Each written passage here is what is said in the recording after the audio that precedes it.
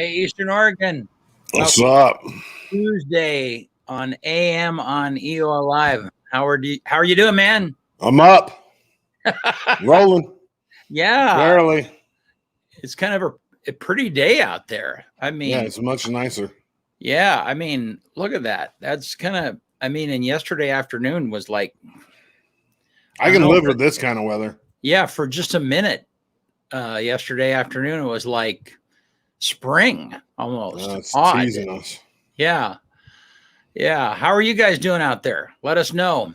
Comment and ask questions. Be a part of the show. We'd love to hear from you. And also be sure and share this with people you think might like to have it. We'd like to interact with you. BC. Yeah. Oh, go ahead. Finish. No. I was just going to say, and also we're looking for sponsors. So, so be sure and jump in with us. Yeah. What were you going to say, man? Oh, I was going to say I stopped at a local eating establishment on my way home last night. It just happens to be owned by Scarfo. And he gave me that right there behind me. You see it up there? Bootlicker. It's a sticker, but I didn't have anywhere to stick it, so I stuck it on a piece of paper and I taped it up there. Somebody made him two of them and he was like, dude, you need to put one of these up behind you. And I was like, absolutely.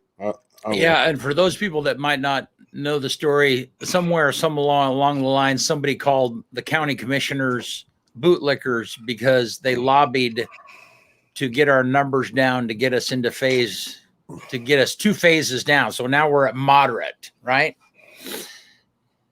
So we are at moderate. Yeah. There's people in there. Yeah. And it was all spaced out. They were doing it right. It wasn't over.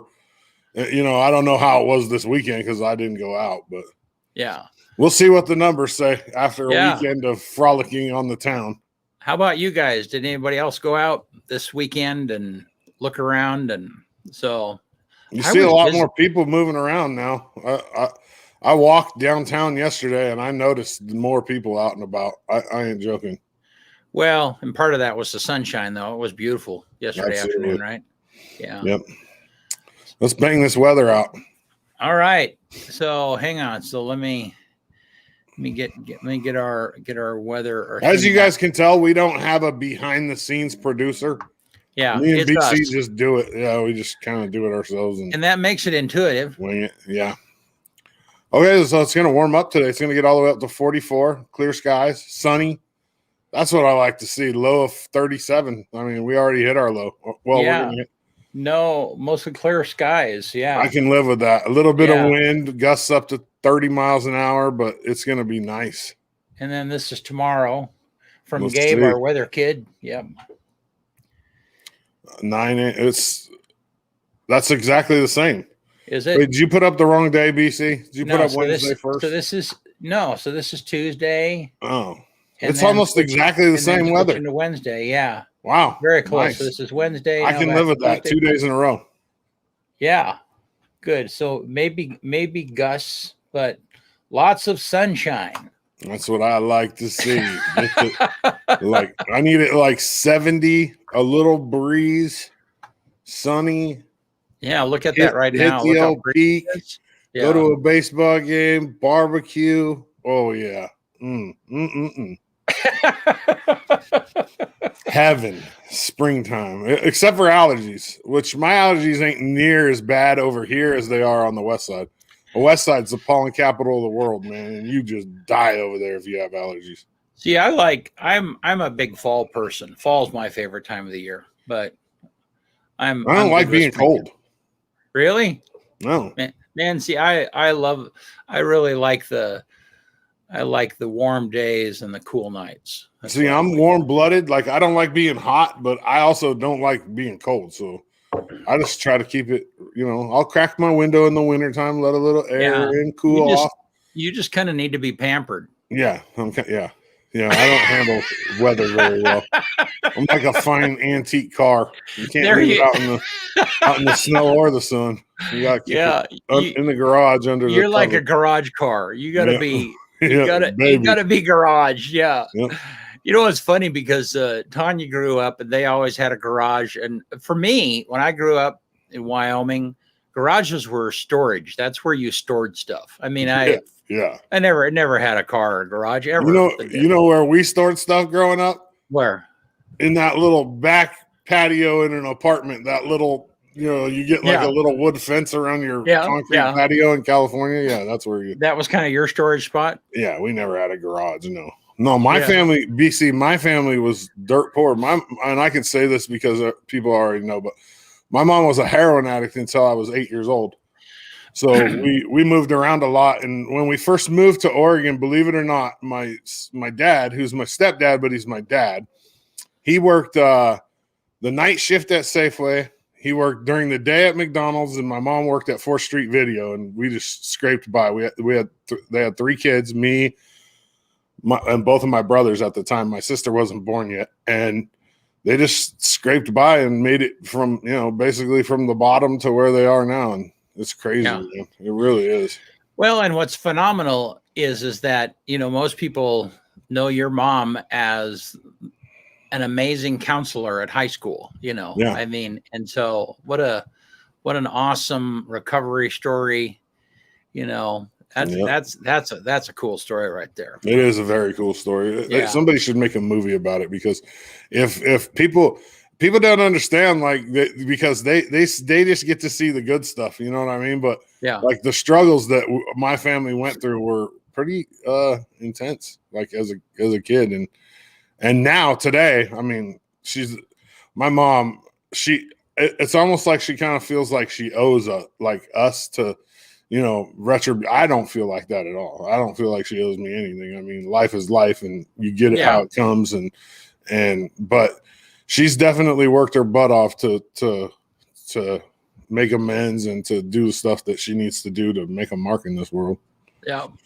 Well, I tell you, she sure made a mark among all of those high school kids all those years. I don't know how long was she there, 20 years? Like 15 years probably, but she's been involved in the youth homelessness stuff and in recovery for 30 plus years in this town. So that's her. She helped start the Angel Fund as well. Like, she was one of the founding people of the Angel Fund. She told the school district, and I think maybe one of the Brajatis at the time, that we don't have funds to just help these kids out when they need it. And this is what we need to do. And basically in the beginning, Angel Fund was used for like hotel rooms for homeless students. It was used for a lot of gift cards for food. Huh. Because when you're bouncing around couch to couch, even if you're not out on the street as a kid, food isn't easy to come by. So that was one of her things, is like, I'm never going to let a kid in this town that's homeless go hungry. Huh. Well, very cool. Well, and we'll have to have her come on sometime. Oh, she'd probably do it. We talk about her all the time. She likes to talk. Well, the other cool thing that she does, before we move on, I just want to say one more. Go ahead. She has over 100 people on her text message list, and every day, like clockwork, she sends out a text telling everybody the 3 things for that day that she's grateful for, because she believes in an attitude of gratitude. And she says that it takes 19 days to change a habit. And if you think about the 3 things that you're grateful for in the morning, it makes your day more positive. And once you do it 19 days in a row, it becomes a habit and you just do it. Well, and is that kind of where your quote of the day comes from, you think? Yeah, I think probably. Yeah. I don't send the text back because I'm horrible about that. I don't like texting much. But I think about the things I figured that I'm out. grateful. It's like, I think about the things that I'm grateful for. Yeah. Yeah. It's an important thing. Like, there's 2 things that I do before my feet hit the floor when I wake up in the morning. Well, sometimes in the mid morning. The first thing I do is I tell God that I'm going to need him before my feet hit the ground. And the second thing I do is think about the 3 things that I'm grateful for that day. That's good, man. Yeah. And thinking about the things that you're grateful, it keeps you from being a victim. I mean, the victim mentality right now is just rampant in our society. And I mean, anybody can find some injustice and say, hey, yeah, I'm a victim of this or a victim of that. And man, I mean, if you stay there in that place, it just messes you up. I mean, I was there. I was Yeah. there and the way I bailed out on that was drinking heavily. And yeah. that obviously didn't work for me. So Yeah. yeah. So that's how I ended up here. I stopped drinking like just over 2 years ago. Well, now it's like almost 2.5 years ago, and moved back here and got away from the bar scene over there that I was in. And now well, and you owned a tap house over there. Yeah, too. I was partial. Yeah. Yeah. So that was probably a little bit of the struggle too, right? Yeah. I mean, That was just a big time part of the struggle. Yeah, Yeah. It was readily available. Right. And I already had a problem drinking. There's no Yeah. doubt about that. I just, once my divorce came about, instead of dealing with the emotions that I needed to deal with, I just drank them away. And Yeah. that caused a lot of problems with me, my ex-wife, my friends, and now it's just all about putting the right foot forward and making amends and figuring out how to move on in this life. And it's actually going fairly well. Well, and the funny thing about addictions is, I mean, is that it's whatever you're using to escape from reality. So, I mean, it could be, it doesn't matter whether it's food, sex, it could be anything. It could be video games. It could be, Absolutely. I mean, it could be whatever it is, it's kind of your go-to place for comfort rather than facing life. I mean, that's, and so it could be food. I don't know, so, I mean, it's just, there's just, we kind of will rat hole addictions one way or another, and say, well, yeah, but he was an alcoholic or he was, whatever. But the fact is that we all have those idols in one way or another. Yeah, I'm not one of those kind of people that's going to wear a badge, though. Like, I'm not going to call myself an alcoholic. Yeah, I used to have an alcohol problem. Right. I don't anymore. Today, I don't. That's it. I mean, simple. Yeah. Well, good word, man. Hey, thanks for sharing. Yeah, no problem. Let's get to our guest. He's sitting there waiting in the lobby. He's the golf pro GM out at Buffalo Peak. He used to be at right here in LeGrand at the Country Club. He's my friend. It's Mr. Dana Londin. What's up? Hey, good morning. Nice sweatshirt. Isn't that awesome? Yeah, I like that. A cheap plug. Is that a football team? You're a sponsor of my show, so you can wear that all you want. It's not like old Bob coming on here with an Antlers cup and. I was going to wear an LHC hat, but you should have. You should have. Cheap advertising.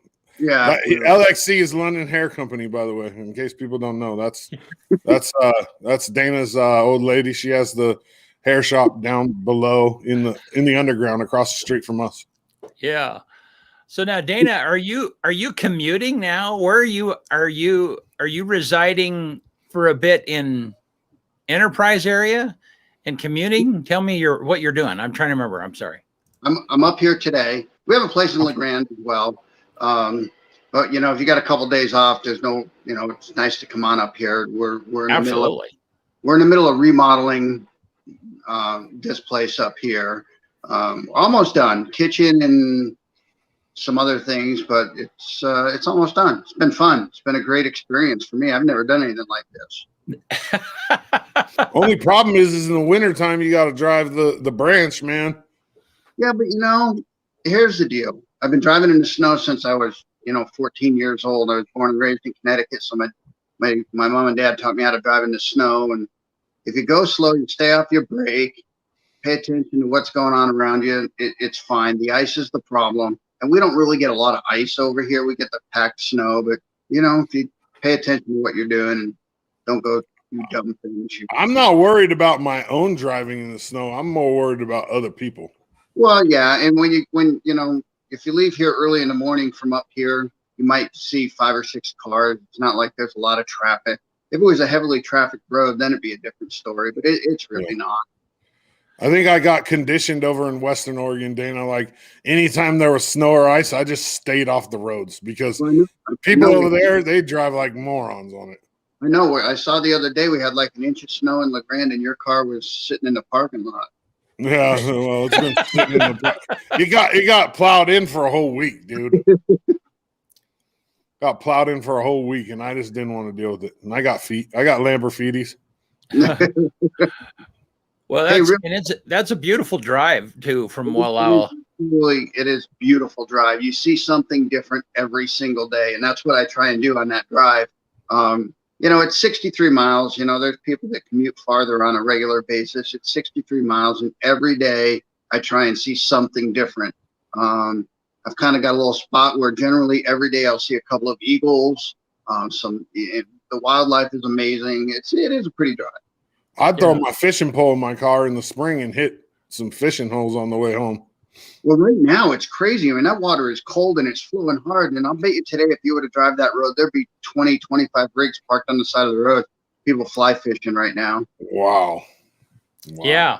I get, is this kind of the prime time for steelhead right now? Yes. Right now, I'm guessing it's the prime time for steelhead. It's something.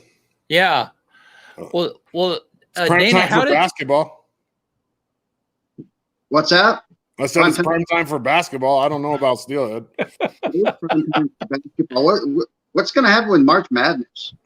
Michigan's going to win the national championship. Who is Michigan? Michigan. They have a basketball team? Yeah, I know. There used to be a really good team from Connecticut, but they're not the great team that they were. Hey, 2011, I won the bracket challenge by picking UConn to win the national championship, and they did. Hey, there was a time here not too long ago that I picked like the national championship. I won the whole thing, and I finished in the top 3% of the nation. Remember that, Dodgy? Yeah. But this was the very first Johnny Ball Game bracket challenge ever. 2011, winner. I have the plaque and everything. Winner. No, I didn't get a plaque. I got a recliner. Oh, yeah, you did get a recliner, didn't you? I forgot about that. I got a recliner from Northwest Furniture and Mattress. You got hooked up. Who was it? Who won? Was it like Virginia Tech or something that I picked? Or I don't remember who it was. It was just insane. I picked the whole thing, and I actually picked the tie score right or within 2 points or something. It was bizarre. Was there any kind of skill in picking, or were you just like picking stuff out of a hat? I looked at Virginia. I knew Virginia was going to win because I looked at them from last year, the year before, and they had finished. They came in second. They lost and I just knew they were going to win. So I put them right in the final box and then went backwards. That's like me with UConn in 2011. I just had a feeling they were like a 3 seed, I think. Yeah, they weren't even a number 1 seed. Yeah. Dana, you see that sign right there? Isn't that cool? The bootlicker sticker. That's awesome. I love the bootlicker. I wonder what the actual meaning of that is. We'll have to Google it and see what. I did Google it. It's a kiss ass, basically. Yeah, it's an old school word for brown noser, I think. Yeah. Yeah. Well, Dana, you got to talk about golf a little bit. How did you get into golf, and how did you get to Buffalo Peaks? Talk about that a little bit. Well, that's a long journey. I started playing when I was about 7 years old with my grandfather. My dad had a stroke when I was 5 years old, and I spent a lot of time with my grandfather.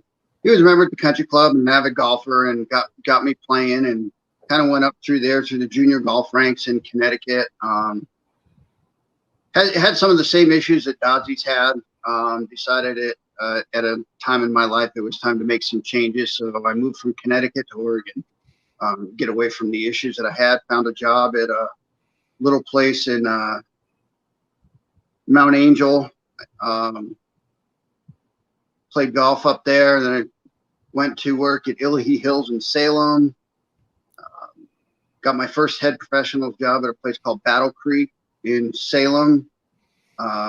Went on to run Battle Creek and Creekside for a couple of years. Battle Creek got some issues with the water. The city came in and said you can't be pumping out of the creek anymore, so you need to put in city water. And the owner said, yeah, well, that's not going to happen. So they closed it and sold it off, and went to work at Creekside for about 17 years. Walked in one day, found out they had sold the property. moved to Eastern Oregon, found a job at LeGrand Country Club. Was there for almost 5 years. Really enjoyed the job. Loved what I did there. Loved the people. The changes that we made there were all positive. Then the thing at the county happened with Buffalo Peak, and it was one of those things that, to the point in my life where I'm looking for my last job, and I really thought the country club was, but the county just made it so that I went to Buffalo Peak. So I'm here. They made you an offer you couldn't refuse.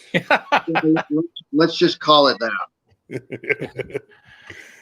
How unique, and I mean, these questions are really honest because I don't know the answer. How unique is it that a county owns a golf course, and how, what asset do you think that is to the county? A lot of people ask that question. Well, a lot of counties, a lot of municipalities own golf courses. It's very common, actually, because they become property assets, and they should be a financial asset. That's my number one goal, is to make Buffalo Peak a financial asset to the county. It's been struggling for a lot of years. The county took it over in 2001, I believe, and the county's owned it for 20 years now. So it's been a long road for them. There's a giant hole that I'm trying to fill with a teaspoon. You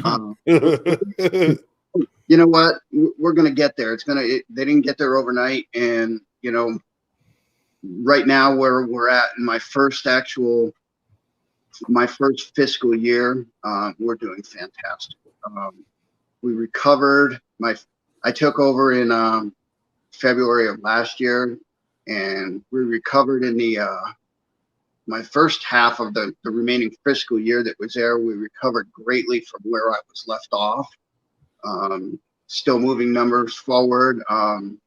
I think last time we were at 173% of anticipated revenue from the year before. That's pretty dang good. Yeah, good directions. Yeah, it really is. COVID helped us and hurt us. It helped us by getting people back to the game, but it also hurt us because we lost out on a whole lot of tournaments that we were supposed to have. And right. tournaments are big revenue to a golf course. So we lost out on a bunch of that, which hopefully this year I've got them all scheduled and we're good to go. Just wear your mask when you go into a store, all those things. Let's keep this place Open? Yeah, open, please. In moderate? Yeah. Yeah, in moderate, please. I'm kind of worried about this last weekend, though. Like when Scarfo was on, he said, don't treat it like New Year's Eve. But I have a feeling a lot of people treated it like New Year's Eve. Well, I think so, and I hope not, because the problem with that is what people don't realize. So in order to open up a restaurant again, you got to restock that freezer and that cooler, and that costs a lot of money. So these places that have restocked and refilled their coolers, now if we go back to the extreme and they have to shut them back down, there goes all that money out the window again. Beer too, Dana. A lot of the beer outdated in the last year. So a lot of places had to re-up all their kegs and everything. Yeah, it's just a huge expense to reopen your business every single time. Absolutely, man. It's crazy. What's going on at Buffalo Peak right now? Anything? Not much right now. Hopefully the snow goes away in the next couple of days. We're really itching to get going. We've opened back up 7 days a week. We're there from 9 to 4 pretty much. So if you want to come out and get your season pass, now's the time to do it. You're going to be late. What's that? You're going to be late for work. Well, that's what we got Sean for. Sean comes back. Yeah, Sean came back March 1st, so I'm excited to have him back. We have got an amazing schedule set. We have 5 different companies coming to do demo days at Buffalo Peak. Oh, that's awesome. So if you're thinking about equipment, and check out what we got going out there at Buffalo Peak as far as equipment goes. All the way from the moderate price ranges that most people can afford, all the way up to some of the Zexio stuff, which is extremely expensive, but all and everything in between. So in a demo day, for someone who doesn't know, is what is that, Dana? Basically the manufacturers show up and they unload their truck with all their equipment, stuff that you couldn't carry it all. So you come on out and you try their stuff, and they're basically working for Buffalo Peak that day. So if you buy it from that demo day, it's still, it's still a Buffalo Peak sale. It's not them trying to sell their wares per se. It's them working for us. So you come on out, you try some clubs, you get fitted properly. They have all the technology. A lot of them have flight scopes or TrackMan. It's pretty cool. Interesting. And so then people will be able to maybe try equipment that they never would normally. Well, exactly. I can have a couple of demos in the shop, but like for instance, I have a guy that wants to come to our ping demo day. He's a lefty and he's looking for what's called a crossover, which is kind of like a hybrid iron crossover type thing, but he's left-handed. I am never in my lifetime going to have a demo of that club in my shop just because I'm not. Now you can travel to Boise or someplace like that and they might have it, but when the demo guys show up, generally they'll have all that stuff. Do they have something that'll knock about 8 strokes off my game? Yeah, we have these giant 8-inch cups. Next tournament, Doug Trice tournament, I need holes with cups that are like 18 inches. Let's talk about that for a second. The Doug Trice tournament. Yeah. I don't have my schedule in front of me, but it's coming pretty soon. June, right? June? Yeah, and we've opened it up. We've changed the format from where Carlito and I are going to kick your butts. We're still going to play against each other. I mean, we're still going to have our little match.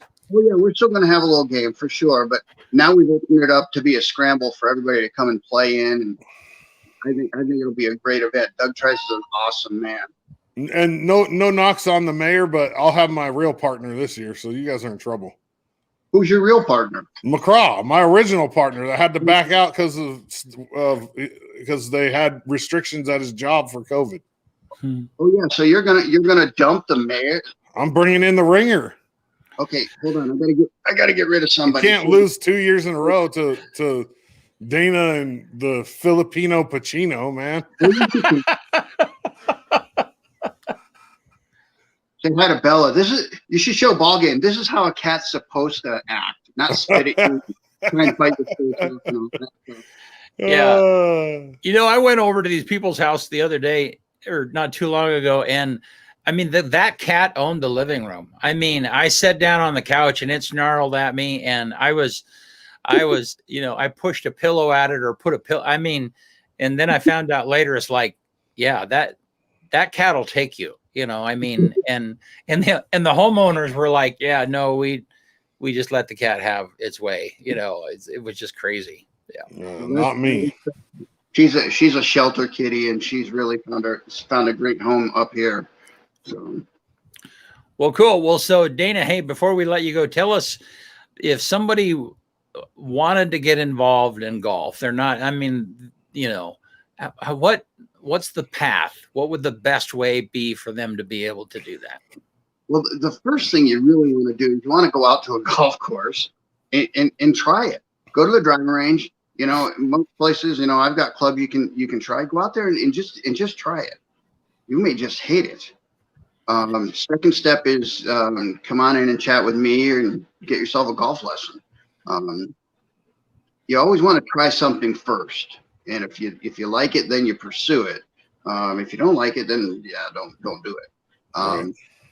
That's my belief, and people go out there on the driving range and they'll hit golf balls. I got some people that come out and all they want to do is hit range balls. They'll come in and hey, can I borrow a 5-iron? And that's all they do.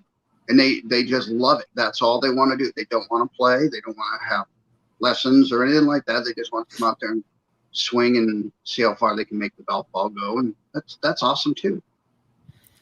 And what does it cost for them to do that? I have no idea. Like a small bucket of range balls is $5, and I'll give you. Hey, one thing before we go, I do want to mention something that we got going on at Buffalo Peak, if that's all right. Yeah, go for it. So, I am always been and always have been very heavily involved with the Oregon Golf Association as far as tournaments and things like that go. When I was in Salem, we hosted many U.S. Open qualifiers, senior Open qualifiers. Junior golf has had very little exposure here in Eastern Oregon. So last 2 years ago, Stuart and I created the Mike Mueller Jr. tournament in Last year it didn't happen because of COVID. It's coming back this year in August. But the biggest thing is that the Oregon Golf Association has selected Buffalo P to host the Oregon State Junior Match Play Championship. This is a huge event for not only Buffalo P, but also for the county, businesses in the county. There's 150 kids and families coming. They'll be here for a week. They've already started booking all their hotel rooms, Airbnbs, things of that nature. If you want to be involved in some way, shape, or form in this event, get a hold of me out at Buffalo Peak. It's going to be big. We're going to need volunteers. Some of these kids that are 7 and 8 years old shoot under par. That's crazy. I hate That's that. crazy. That's crazy. Well, Crazy. you know, and it's funny because I think, Kyle, you were saying that if that women scholarship golfing, I don't know, talk about that. That was a really, So the Title IX has made it to where universities and colleges have to offer the same amount of scholarships to women as men, and millions of dollars every year in golf and bowling scholarships go unused for women. Yeah. Millions of dollars of unused scholarships for women in golf. So if you want your daughter to get a free ride, have her pick up a golf club. I mean, they don't even have to be that good. You can get to the college level and they'll teach you. They can get around. They can get around the golf course in the mid 80s. There's a chance they're going to get a ride somewhere for sure. Yeah, absolutely. We've had a couple of kids that Stuart and I taught out at the country club that have gone on and gotten scholarships and are playing college level golf now. That's awesome. Isn't that interesting? Yeah. All right, Dana, I'll call you in a little while to talk about that other tournament that we were talking about last night. Just so you know, Dodzy, I want you to know that I'm really proud of you.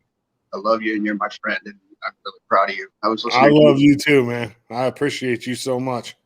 You know that. And you said you're going to call me later, so that means what, like Friday? No, I'm going to call you today. We appreciate you, Dana. Thank you. Yeah, I'll call you in a little while. Thanks for jumping on with us. All right. Have a good day. All right. Yeah, he's my dude right there. Yeah, that's awesome. Yep, he's a good man. All right, so let's bang out my daily stuff.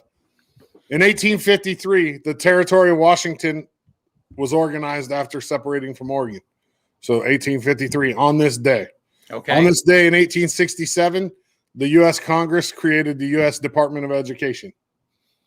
On this day in 1949, the first automatic street light was installed in New Milford, Connecticut. 59 years ago today, 1962, Wilt Chamberlain shot 36 of 63 from the field for 100 points and 25 rebounds. What year was that? In 1962. 62. Wow. If you think about 63 shots in a game, that's over 15 shots a quarter. That's more than a shot a minute. Wow. For the entire game. It's crazy. 1970, American Airlines had the first flight of the Boeing 747 on this day in 1970. The song is still the same. Number one song in America on this day 30 years ago was still All the Man That I Need by Whitney Houston. And my positive quote today comes from the captain, Derek Jeter. There may be people that have more talent than you, but there's no excuse for anyone to work harder than you do. One more time. There may be people that have more talent than you, but there's no excuse for anyone to work harder than you do. Well, that's the truth. Period. Yep. On that, I think we're out, BC. All right, man. Thursday. Thank you. Who are we having on Thursday? Do we have any idea? Not yet. It's up in the air. It's up in the air. Yeah. That's how I like it. I don't even like knowing beforehand because then I think too much. Yeah, I've got some feelers out there for people, but haven't heard back yet. So all right. Thank you, Eastern Oregon. We appreciate you. Yep. We'll see you Thursday. Later.